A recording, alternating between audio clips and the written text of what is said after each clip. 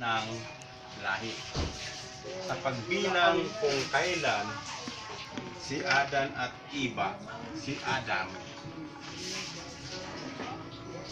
at Eva nagkasala. Kaya ang pagbilang sa mga kapanahunan kung kailan si Adam at si Eva nagkasala, hindi natin mabilang doon sa kanyang paggawa mula sa alabok dahil wala pang bilang ang mga panahon dahil ang Diyos nagbilang ng 1,000 taon. Kaya ang pagbilang umpisa sa ating kapanahunan doon sa pagparusa sa Jerusalem sa taon 607 BC, sa panahon sa pagparusa at ang kasangkapan dito si Haring Nabucodonosor, kasi sa taon nga 606 BC naghari si Nabucodonosor. Kaya nga sa taon nga negative 607, kasi pababa ang bilang ng panahon, dito pinarusahan ang Jerusalem, pinaikutan ang Jerusalem at binulag yung huling hari doon sa Israel na si Sedekias. Kaya mula dito sa pagparusa sa Jerusalem, bibilangin natin ayon po sa nakasulat sa banal na aklat sa Ezekiel 4:1 hanggang 5. Ayon po sa Ezekiel 4:1 hanggang 5, ikaw naman, anak ng tao, kumuha ka ng isang losa at ilagay mo sa harap mo at gumuhit ka sa ibabaw ng isang bayan sa makatuwid bagay ng Jerusalem.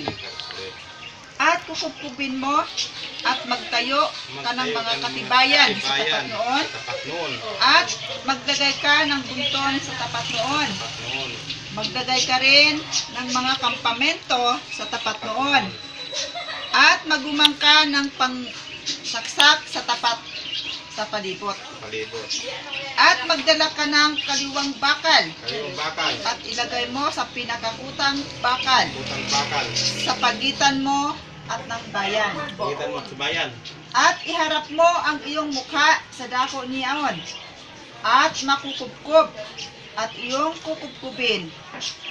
Ito ang magiging tanda sa sangbayan ng Israel. Bukod dito ay humiga ka ng patagilid sa iyong kaliwa at ilagay mo ang kasamaan ng sangbayan ng Israel doon ayon sa bilang ng mga araw na iyong ihiga doon. Magdadanas ka ng kanilang kasamaan sapagkat aking itinakda ang mga taon ng kanilang kasamaan upang maging sa iyo'y isang bilang ng mga araw sa makatuwid bagay 390 araw. Gayon mo dadanasin ang kasamaan ng sambahayan ng Israel. Na ang 390 days ay magiging 390 years ayon sa banal na aklat. Ito ang kanilang kasamaan. Kaya gumawa ang mga anak ng Diyos ng kasamaan 390 years. Ang last dito, pagparusa sa Jerusalem. Na pinarusahan ang Jerusalem sa taon 607 BC. Kaya bibilangin natin ang 390 pabalik para malaman natin kung anong taon nag-umpisa pagparusa sa Jerusalem. Na kung bibilangin natin lahat ng numbers na walang sign positive. Kaya paano tayo ito magbilang, nga mag-add, palitan natin ng sign ito ayon sa rules. To subtract numbers, mentally change the sign of the subtrahend and proceed to the algebraic addition. To add two numbers having like sign, find their sum and prefix their common sign. Say 997 BC. Ito ang negative 997 BC. Dito nag-umpisa na nagawa ng kasalanan ang mga anak ng Diyos. Yung anak ni Solomon na si Roboam,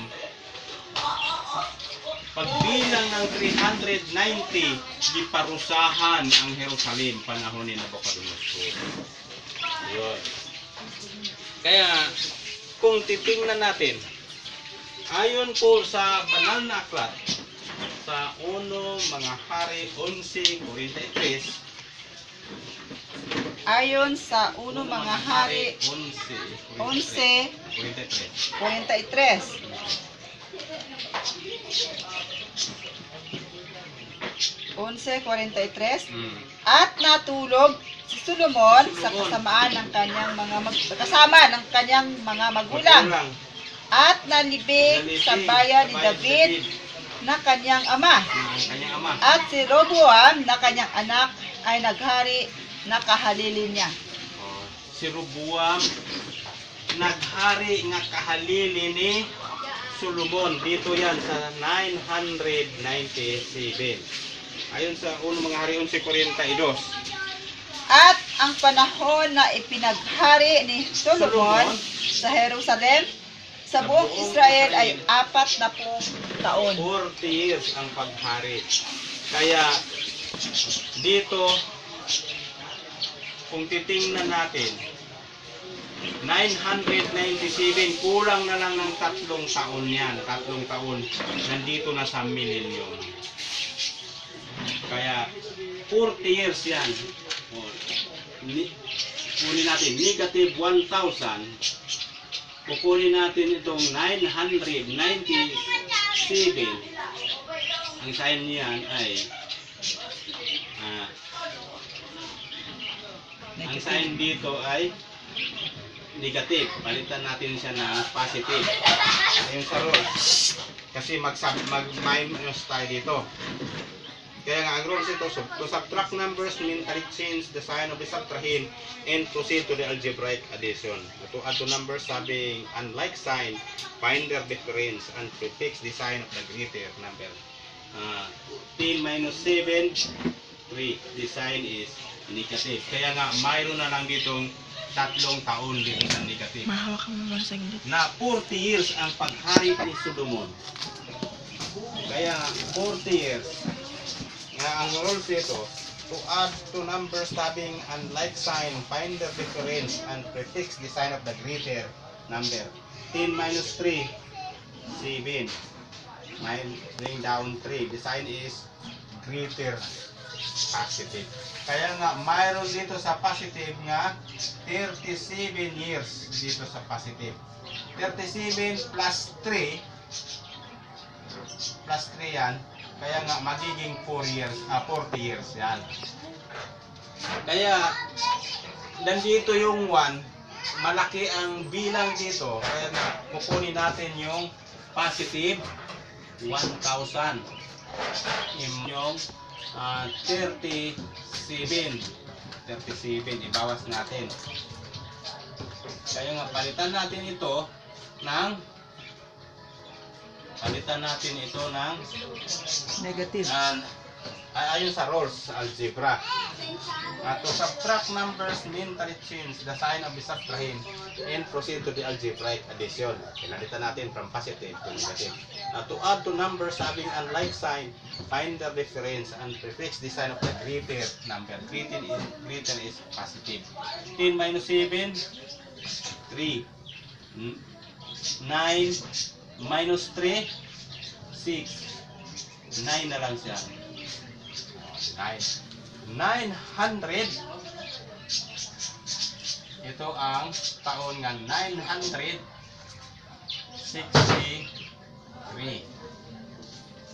Positive 963.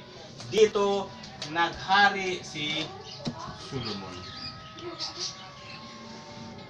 Nga sa banal na aklat, sa ika-4 na taon sa paghari ni Solomon, na itayo ang templo ng Diyos sa ika-4 na taon. Na kung titingnan natin, to numbers having like sign, find their sum, and prefix their common sign. Common sign is positive 7, 6, 9. 967. Positive 967. Dito na itayo ang templo ng Diyos sa panahon sa paghari ni Solomon. Ayon sa banal na aklat sa Uno Mga Hari, size 1. Ayon sa Uno Mga Hari 6:1, at nangyari ng ika-480 taon pagkatapos na ang mga anak ni Israel ay nangakalabas sa lupain ng Ehipto ng ika-4 na taon ng paghahari ni Solomon sa Israel. Ng buwan ng Zip na ikalawang buwan na kanyang pinasimulang itinayo ang bahay ng Panginoon. Ng templo ng Diyos. Sa ika-4 na taon, ito ang ika-4 na taon sa paghari ni Solomon mula sa 963. Dito ang pagtayo. Kasi ika-4 na taon, 967. At dito tayo mag-umpisa pagbilang sa 480 years para malalaman natin kung kailan sila migula galing sa lupain ng Ehipto. Pabilangin natin ang 480 pabalik. O, para mag-minus tayo dito, palitan natin ito ng sign. To subtract numbers, mentally change the sign of the subtrahend and proceed to the algebraic addition. To add two numbers having unlike sign, find their sum, find their difference, and prefix the sign of the greater number. Greater is positive. Mayroong 7, 6 minus 8 cannot be 12, paro 110, make it 16. 16 minus 8, mayroong 8. 9 to make it become 8. 8 minus 4, 4 na lang siya. Positive 400. Positive 487. Dito, migula ang mga anak sa Israel galing sa lupain ng Ehipto. Na kung migula sila, ibig sabihin, pumasok. Kasi hindi naman pwedeng lumabas kung hindi pumasok. Kaya lumabas sila dito, pumasok sila sa Ehipto. Ang tanong, kailan sila pumasok? Ayon sa banal na aklat sa Exodo 12:40-41, yung sunod yun, Exodo na yun. Exodo Exodo ba yun? Ayong ganun, ayong isalan. Mulan na palagi Ayon sa Exodo 12:40-41. Exodo 12:40-41. Yan. Ayan yung sunod. Ang pakikipamayan nga ng mga anak ng Israel na ipinakipamayan nila sa Ehipto ay 430 taon. At nangyari sa katapusan ng 430 taon ng araw ding yaon ay nangyari na ang lahat ng mga hukbo ng Panginoon ay umalis sa lupain ng Ehipto.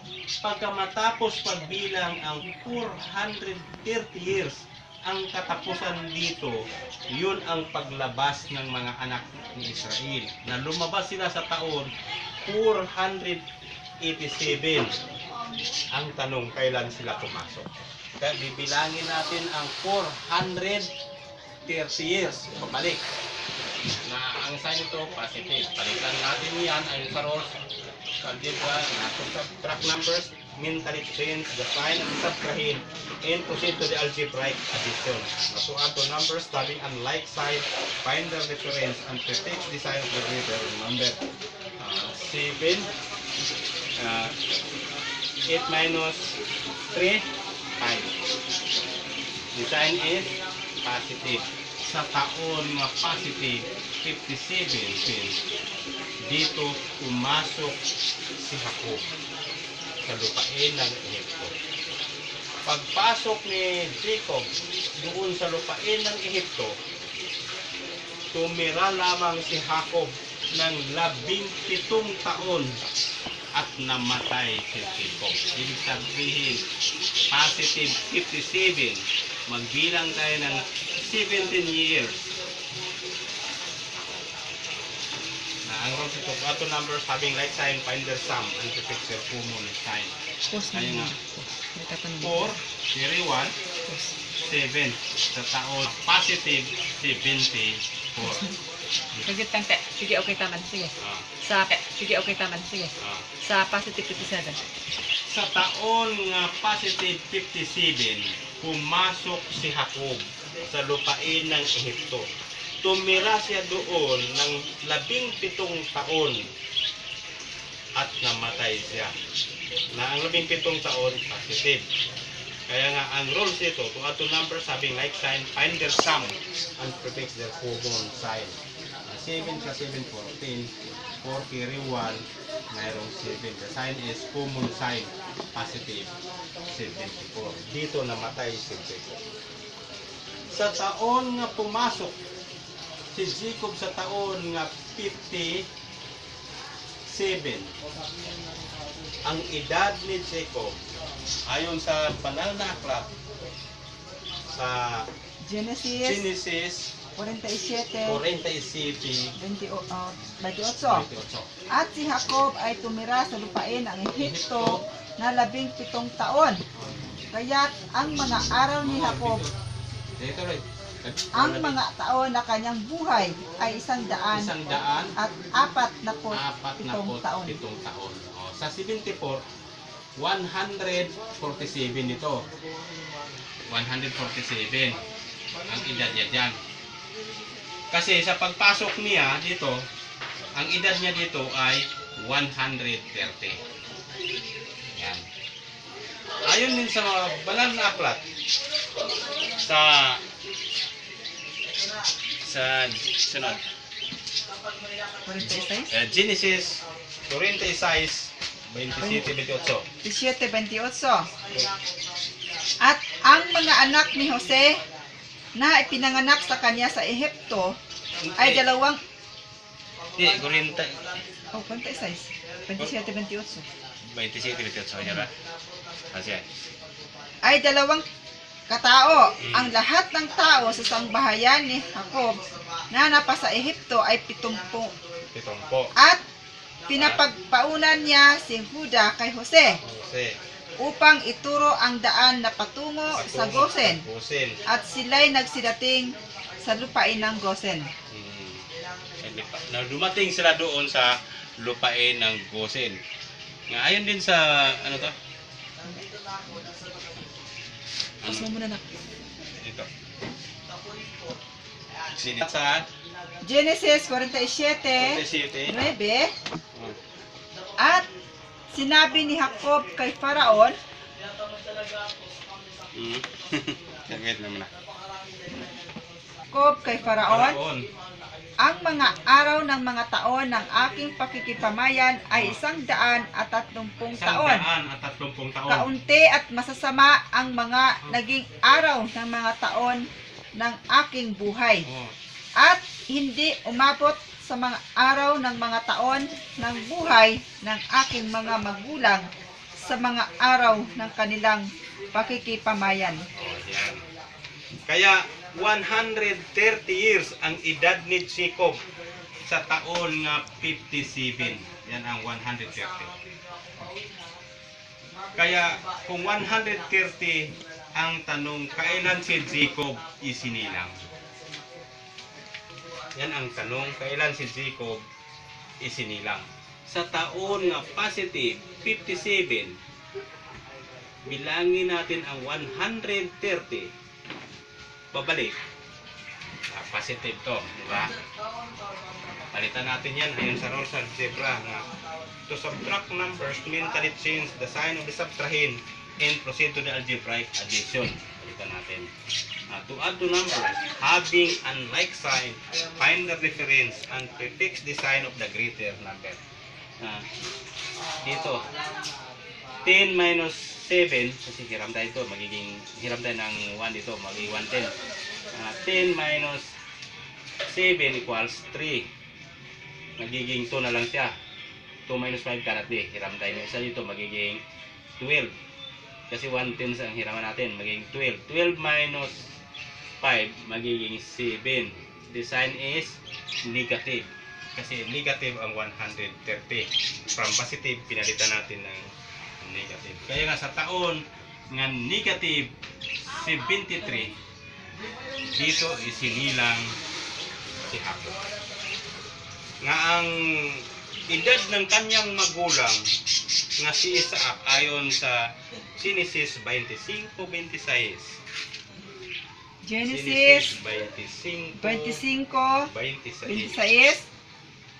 At ang unang lumabas ay mapula na buong kataway parang mabalahibong damit, at siya ay pinangalang Esau. At pagkatapos ay lumabas. Walay lahing dato sa kalibutan. Kung dato man ang Japan, karon dato ng Amerika, dili makahimo sa Pilipinas.